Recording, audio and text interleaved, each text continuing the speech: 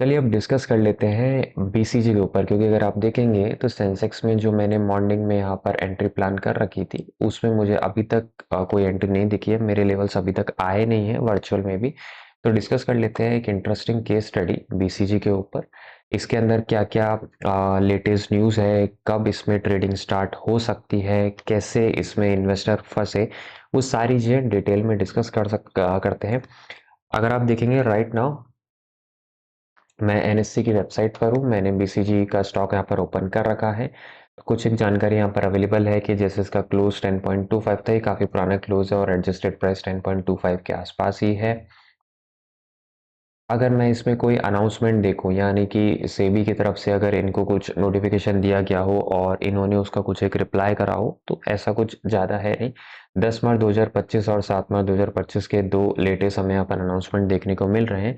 और ये same announcement हम ऑलरेडी अपनी पुरानी वीडियो में डिस्कस कर चुके हैं, तो मैं बोलूँगा यहाँ पर मुझे कुछ नया देखने को नहीं मिला है। इसके अलावा यहाँ पर कॉर्पोरेट एक्शन है, बोर्ड मीटिंग, सिक्योरिटी का states, financial result, share holding pattern, सारी चीज़ें इन्होंने यहाँ पर दे रखी है।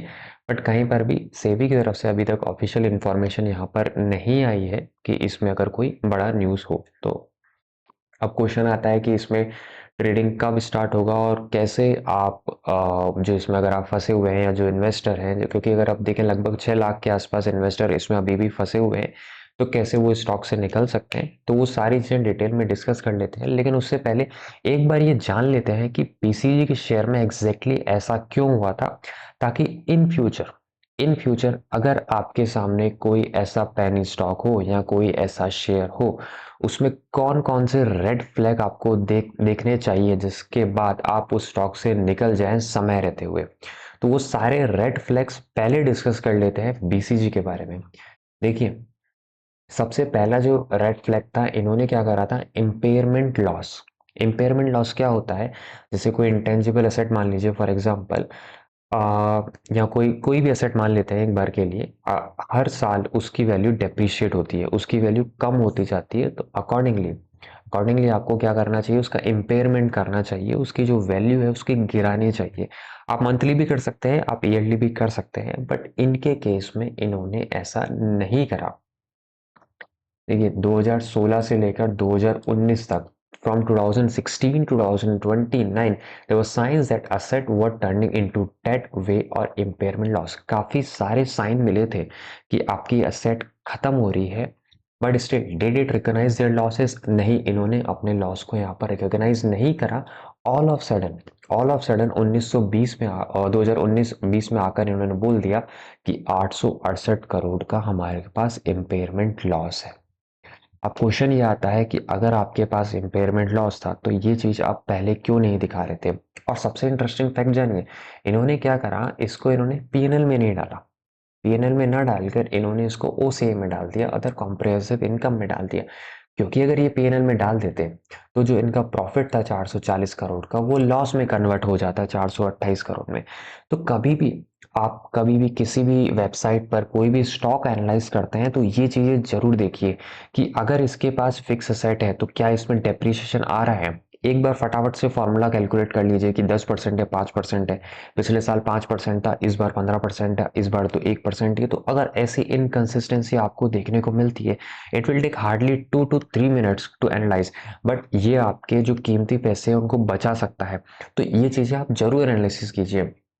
अब इनकी जो बैलेंस शीट है, ऑल्दो शायद ये पुरानी वाली बैलेंस शीट है, यहाँ पर इन्होंने दिखा रखा है कि ये जो 868 करोड़ का जो नंबर था, इन्होंने ओसीआई में डाल रखा है, asset empire during the year. क्योंकि अगर यहाँ डाल देते तो आपका जो प्रॉफिट था ये कम हो जाता, 440 करोड़ का लॉस में कन्वर्ट हो जाता। तो ये चीज़ें आप देखिए ओसीआई में क्या क्या इन्होंने कौन कौन सी चीज़ें डाल रखी हैं, डेप्रिसिएशन के बारे में, इम्पेयरमेंट के बारे में। ऐसी काफ़ी सारी चीज़ें होती है, आपको एक एक चीज़ डिटेल में समझनी पड़ती है, उसके बाद ही अपना पैसा डालिए। जो दूसरा इशू आया था, मिसलीडिंग शेयर होल्डिंग पैटर्न। अब क्या होता है कि अगर किसी कंपनी के प्रमोटर कंपनी से निकल जाते हैं तो उसमें एक डाउट आ जाता है कि प्रमोटर क्यों निकल रहे हैं। क्या उनको कैश की नीड है, या उनको ऐसा लगता है कि उनकी कंपनी इतना पैसा मेंटेन नहीं कर, सॉरी, इतना प्रॉफिट नहीं बना पा रही है, तो उसके केस में वो एग्जिट कर जाते हैं। अब सबसे इंपॉर्टेंट चीज इन्होंने क्या करा, यहाँ पर इन्होंने आपको तो दिखाई अलग पिक्चर कि 40% शेयर होल्डर बैठे हैं, लेकिन एक्चुअल में कितने थे? 19%। इन्होंने आपको पिक्चर ही अलग दिखा दी। इसके कारण से यहाँ पर काफी बड़ी मात्रा में जो रिटेल इन्वेस्टर थे वो यहाँ पर फंस गए। Let me just see that कि अलर्ट हिट हुआ है। ओके, आईसीआईसीआई बैंक का अलर्ट हिट हुआ है, बट नेवरदलेस कि 10 बजे बाद मैं, आप अच्छी तरह से जानते हैं, कोई भी स्टॉक नहीं एनालिसिस करता हूँ तो इसको इग्नोर कर देते हैं। वापस आते हैं केस स्टडी पर। तो इन्होंने क्या करा था, 39% आपको दिखाया, 19% एक्चुअल में था। हद तो तब हो गई जब ये पूरी तरह से यहाँ निकल चुके थे, यानी 3.5% ही बचे थे, लेकिन दिखाया कितना, 18.47%। For instance, as of June 30, 2000, the company reported promoter shareholding at 18.4% on stock exchanges, but SEBI found that a real number was mere 3.51%। अगर ये भी एक रेड फ्लैग था इसके अंदर। इसके अलावा मैं बात करूँ तो wrongly capitalising R and D cost. देखिए, अगर आप कोई भी पैसा इन्वेस्ट करते हैं रिसर्च एंड डेवलपमेंट में, तो आपको उसको कैपिटलाइज कर देना चाहिए अगर आपको लगता है कि वो मेरे फ्यूचर में अच्छी खासी रेवेन्यू जनरेट करेगा। पर अगर नहीं करता है तो उसके केस में आप उसको एक्सपेंस में डाल दीजिए, क्योंकि वो पैसा एक तरह से आपका वेस्ट हो चुका है। The company spends money on R&D, it is supposed to record as an expense unless, of course, that research actually results in a clearly defined product that will generate future revenue. But Brightcom chose to 504 crore का इन्होंने क्या करा, spend instead of expense, यानी कि इन्होंने क्या करा, asset बता दी, एक्सपेंस नहीं बताया। अगर क्लियर डिफाइंड प्रोडक्ट बन जाता है रेवेन्यू जनरेट करने वाला तो आप असेट बताइए, बट इनका नहीं बन रहा था फिर भी इन्होंने असेट बता दी। तो यानी कि इन्होंने क्या करा, 504 करोड़ का लॉस तो दिखाया नहीं, इन्होंने 504 करोड़ का असेट दिखा दिया, जिसके कारण से आपका यहाँ पर प्रॉफिट हो गया। अगेन ये भी एक रेड फ्लैग होता है जो आपको देखने चाहिए। अगर कंपनी आर एंड डी पर खर्चा कर रही है तो आप उसके रिजल्ट्स पढ़िए कि वो आर एंड डी का जो एक्सपेंस हुआ है उससे कंपनी को कितना ज़्यादा फायदा होगा कि नहीं होगा, तो ये चीज़ भी पढ़िए। इसके अलावा चौथा पॉइंट अगर मैं बात कर लूँ तो incorrect reporting of intangible asset.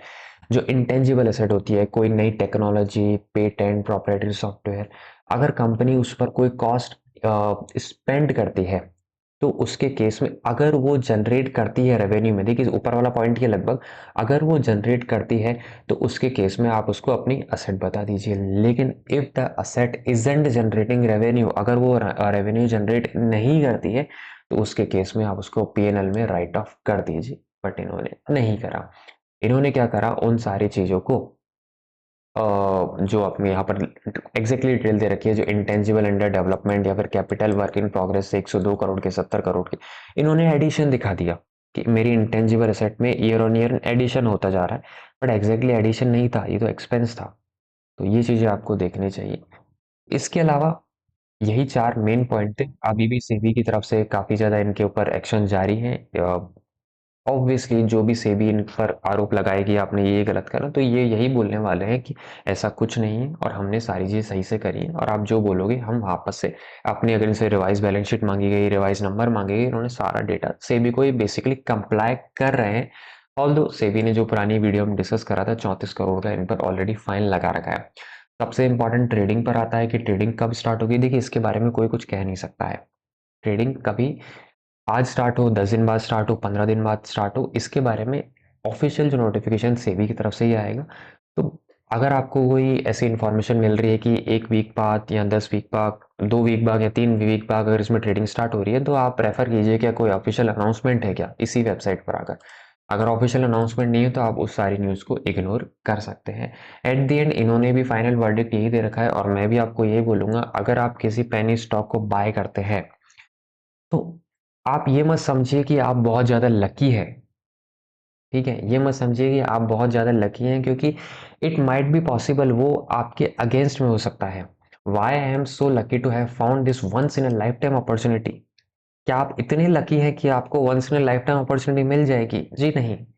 अगर हम इतने लकी होते तो हम रोज ट्रेडिंग नहीं कर रहे होते। तो ऐसे स्टॉक में इन्वेस्ट करने से पहले 10 बार सोचिए, और अगर आपने इन्वेस्ट कर दिया है उस टाइम पर ही उसके फंडामेंटल बढ़िया थे तो रेगुलर बेस पर उनके फंडामेंटल आप रीड करते रहिए। यहीं तक रखता हूँ, उसके बाद हम वापस से अपने लाइव ट्रेडिंग पर चलते हैं। बट अगर आपको ये एनालिसिस पसंद आता है देन प्लीज मेक श्योर कीजिए आप hit the like button and subscribe our channel as well. Thank you very much.